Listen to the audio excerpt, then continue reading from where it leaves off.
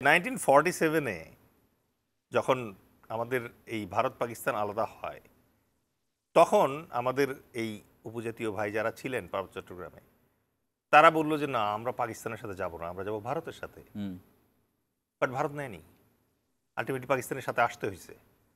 আজকে তারা যে নিজেদেরকে আদিবাসী দাবি করছে, চাকমাদের কথাই বলি, একটা কেস এক্সাম্পল দিয়ে বলি। এই চাকমা 16শ শতাব্দীতে আরাকানে দরবারে তারা মূলত করণিকের কাজটা করত। যখন বোদাপায়া অথবা মেইনল্যান্ড বার্মা থেকে আরাকান সাম্রাজ্য আক্রান্ত হলো, তখন সবাই ওখান থেকে পালালো। আপনার হয়তো জানা আছে ঐতিহাসিকভাবে যে একজন আরাকান রাজা কিন্তু বঙ্গের রাজার আন্ডারে প্রায় 20 বছর আশ্রয় ছিল। ঠিক আছে, ওই টাইমে এই আরাকান দরবারের যে ক্লার্করা ছিল চাকমারা, তারা এসে বসতি গাড়ে হচ্ছে 1660। ঠিক আছে, 1660 সালে, 1600 যেটা। এখন এরা এখন ক্লেম করছে যে তারা এখানকার son of the soil, which is not valid. আচ্ছা, তো কি হলো, 1947-এ তারা একবার ভুল করলো। কি ভুল করলো? যে বন্টন হলো পাকিস্তানের সাথে আসার কথা, কিন্তু তারা গোঁ ধরলো না, আমরা ভারতের সাথে থাকবো।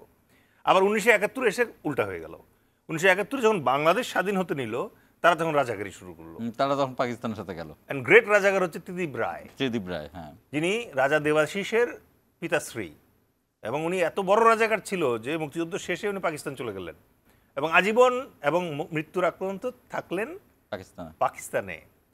এবং পাকিস্তান তাকে কদর করেছে, উজিরে খামোখা হিসেবে তাকে কিছু ভাতা দিত, ওখানে রাখার ব্যবস্থা করেছিল। উজিরে খামোখাটা কি? মানে খামোখা কাজে যাকে আপনি উজির হিসেবে রাখছেন। ঠিক আছে, পোর্টফোলিও ছাড়া। কেন, আপনি আমাদের ইয়েতে উপদেষ্টা পরিষদে তো ছোট ছোট 2-3জন উজিরে খামোখা আছে।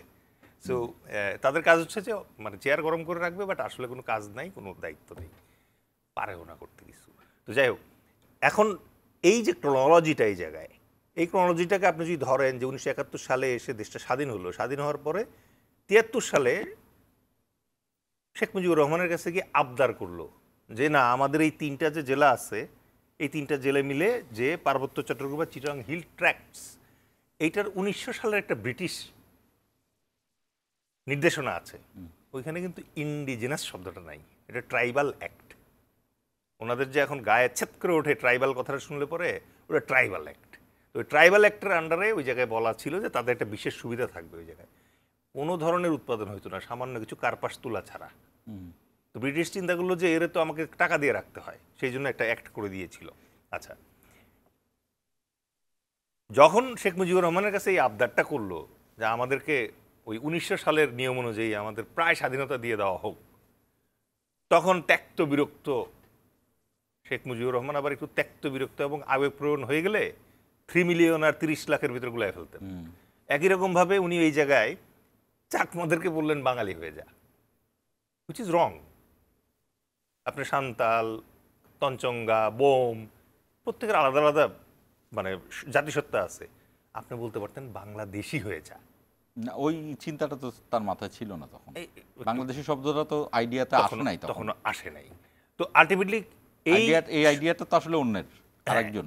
এখন এই শব্দের সুদূর প্রসারী প্রভাব কি 1973 সালে মানবেন্দ্র ব্যাক করলো কি, তাদের যে আগে থেকে পিসিজিএসএস ছিল, এই পিসিজিএস এর ভেতরে তারা একটা আর্মড উইং খুললো, নাম হচ্ছে শান্তি বাহিনী।